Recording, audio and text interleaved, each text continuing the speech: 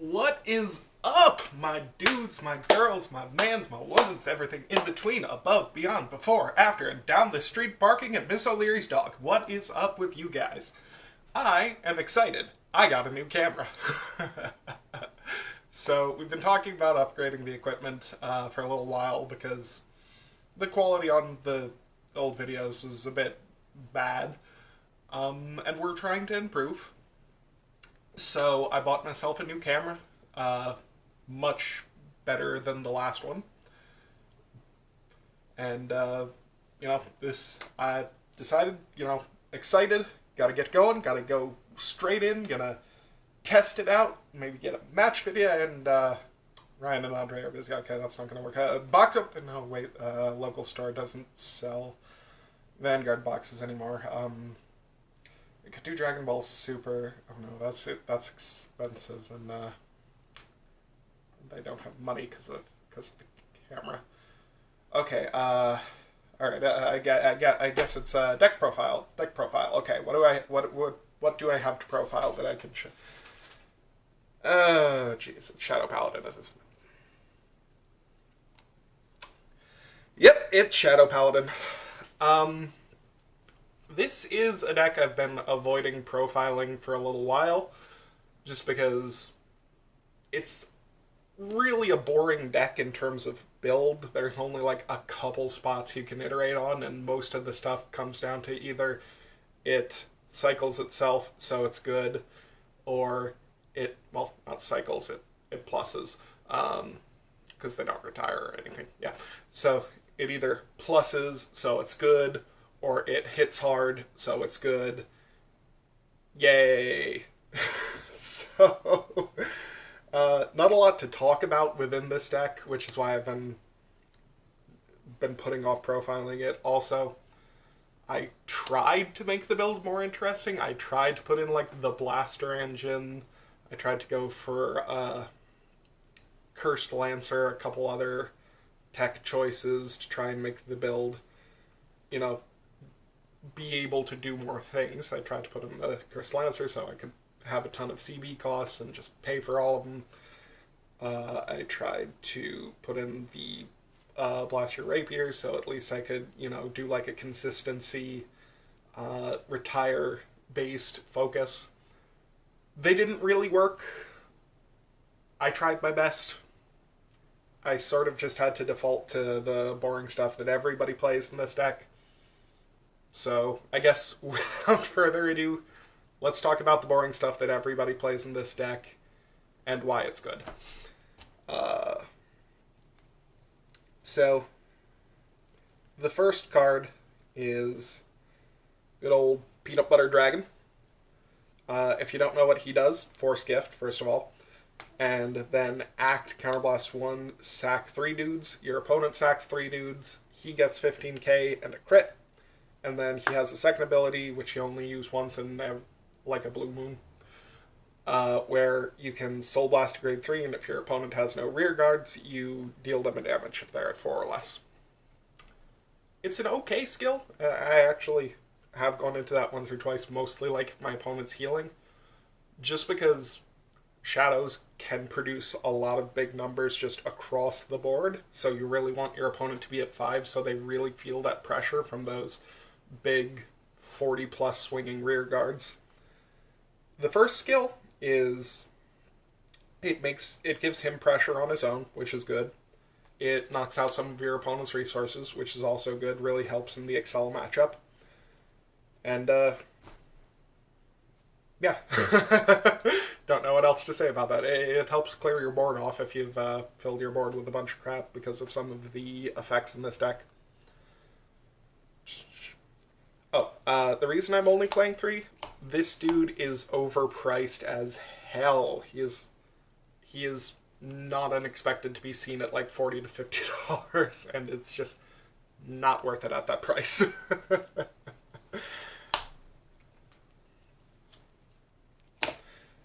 So, in lieu of that, well, I guess in addition, we play 4 Dark Dictator.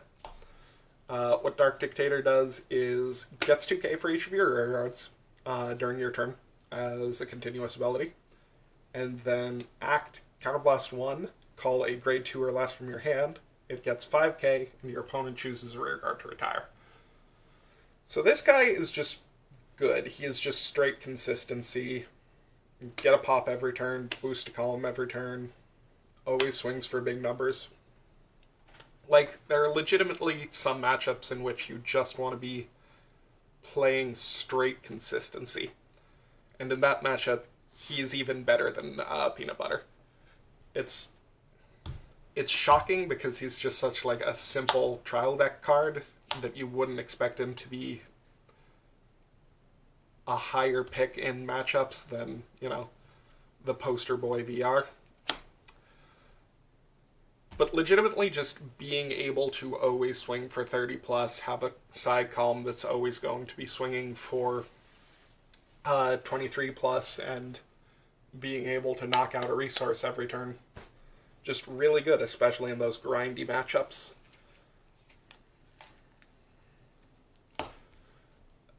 So moving on to the grade 2 lineup.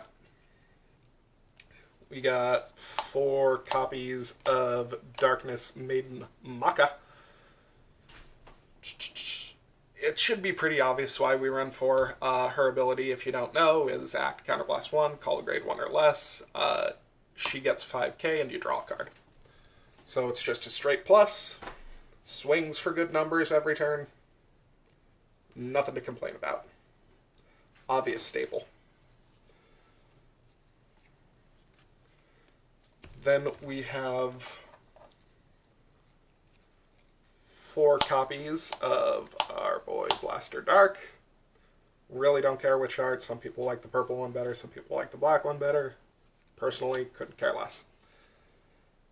So, on place, Vanguard Rearguard, Counterblast 1. Your opponent chooses one of their rearguards and retires it. And then Act as Vanguard. If your opponent has no rearguards, discard 1, he gets Twin Drive. So this guy really helps more than you might expect, just because that Twin Drive can really help to push some aggressive early turns, and also cycle out hand, dig for a grade 3 if you need one. Because like a constant theme in this deck, especially with cards like Maka that can just play cards for free and draw,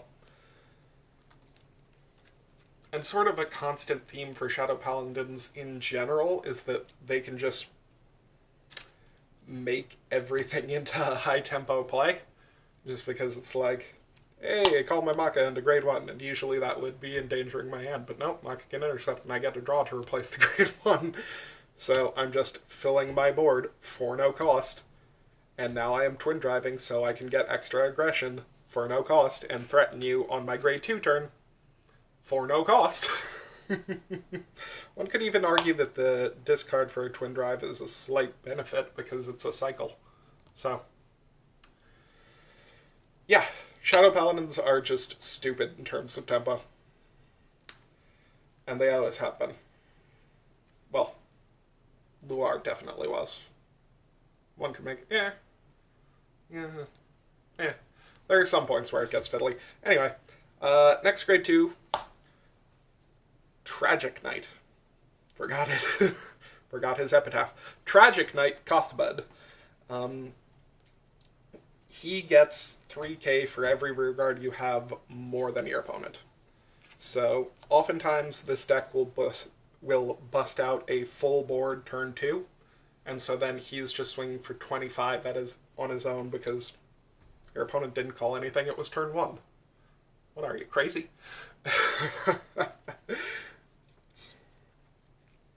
Yeah, and then even after that, so long as you're keeping on the pressure, if you ride Peanut Butter Dragon, just always, you're just usually going to have, 2-3 more units than your opponent, which makes him 16 or 19, which is pretty decent numbers.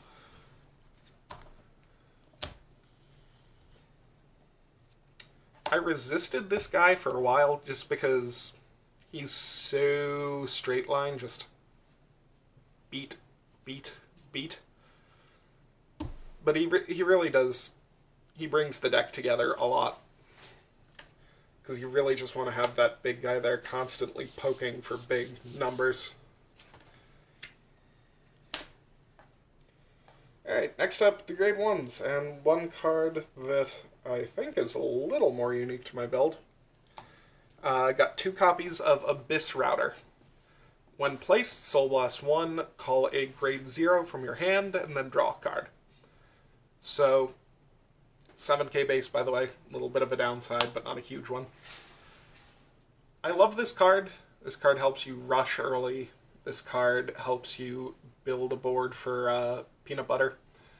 And, like, if you just call her out and put a trigger in front of her, that's a 12k column, which is perfectly legitimate in anything except the Force matchup, but anyway. Straight plus, Soul Blast cost instead of Counter Blast, which is important. Yeah, I love this card. It's real good. Next up, we have 4 copies of Black Sage Karen. When placed, duty one of your card's abilities, so primarily Maka or Dark Dictator. You can Soul Blast 1, unflip 1, she gets 3k. So, this is your only unflipper in the deck right now, unfortunately, because the deck does like to have counterblasts.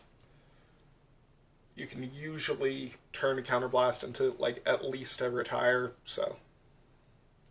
And usually a draw, usually more power, etc. So, you want to have that counterblast, this is your only way of getting it. Also, the 11 sometimes comes in handy. Say, behind a 16k Kothpod. Potentially. Or, you know. That is always an option. More an option for another card you'll see in a second, but yeah, I digress. Next up, we have 4 copies of Skull and Witch Nebin. Hard once per turn, rest, call a 5k card from your deck. She herself is a 5k. That's why it's hard once per turn, so you can just go rest, fetch, rest, fetch, rest, fetch. Hey look, full board for free. So, it's a hard once per turn, so she's only getting you 1 card per turn, but it's completely free. Easy sacrifice fodder. Boosts 5k so you can at least poke with something that wasn't going to be able to poke. And she can always get the rush. Just straight good card. Usually like to put it behind my Vanguard because PBD and Dark Dictator can swing for big numbers on their own, but small point.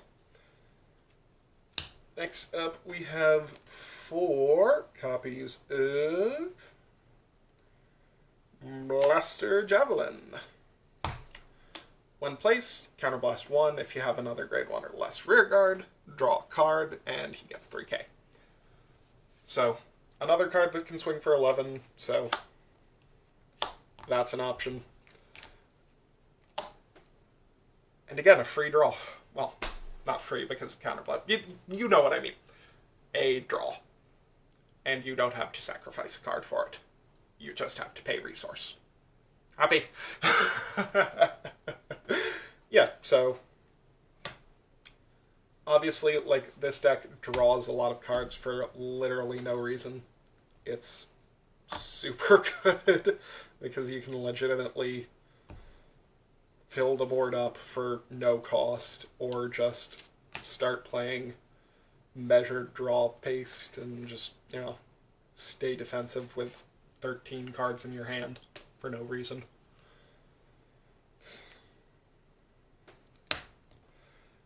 On to triggers. We got 4 copies of your Perfect Guard, 2 copies of your Owl draw trigger. I like this in this deck just because A, it can provide an extra resource for peanut butter. B, 5k shield is not to be underestimated when there are so many excels running around. I've often found myself calling the perfect guard over the Howl for Abyss Router. Another thing is that it is a good target for Abyss Router, so you don't lose the complete advantage off drive checking your trigger because you got another draw off of it, and then you can put it on field and get another draw. So, if you had gone back and told, like, 2015 me that there would come a day when in certain matchups you valued 5k shield more than a perfect card, I might have slapped you.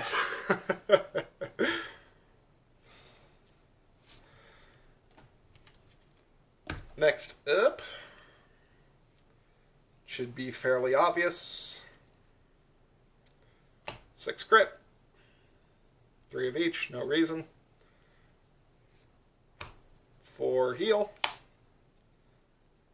Because, like, I don't know, you could try to cut some heals for crits if you wanted to go super aggro, but considering this deck can play so defensively anyway, I don't really see the point. And heals are also pseudo unflips, so in a point in time where unflipping is real, or rare, it's, they're good. Heals are good, people. Don't try to cut them.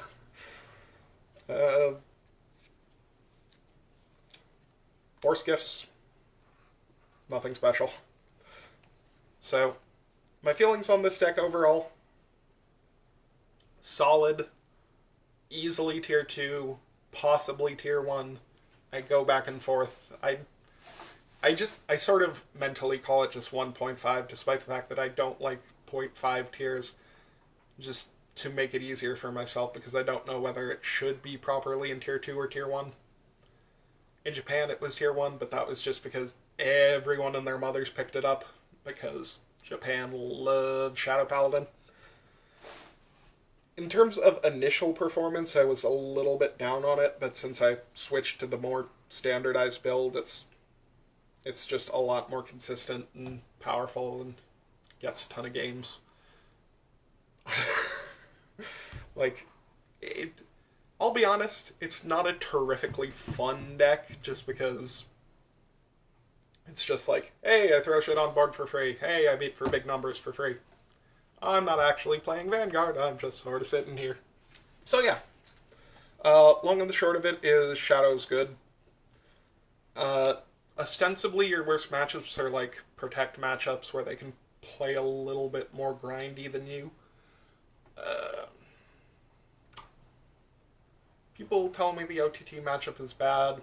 There's not enough OTT in my local area for me to have played it extensively. I sort of believe it. I feel like a lot of that can be taken care of with Dictator. But, yeah, no, there is a point to be made that if they deer you and you don't have the perfect cards, you just sort of sit there like, well. Despite the fact that you can draw a ton of cards, like Deer, Soul Saber, are always going to be, just that little bit too big. Even if they don't kill you, they're going to drain your resources too much to make a real comeback. So, positive matchups. PBD works really well against Excel decks. Just most things that want to sort of... Most things that need resources and can't afford to just drop guard. Because, like I said, you can completely free out a board turn 2. So, they gotta start guarding early, and they gotta guard for a lot. So, again, that's one of the reasons that people say the OTT matchup is kind of bad, because OTT can just drop their hand on board and draw more cards later. I suppose also Angels, by that logic. But, again, I haven't played Angels yet, so tell you when I do. So, that's the deck. Probably completely boring. Hope you enjoyed the new camera. Alright, your lucky number of the day is 17,033. Don't ask why. Bye-bye!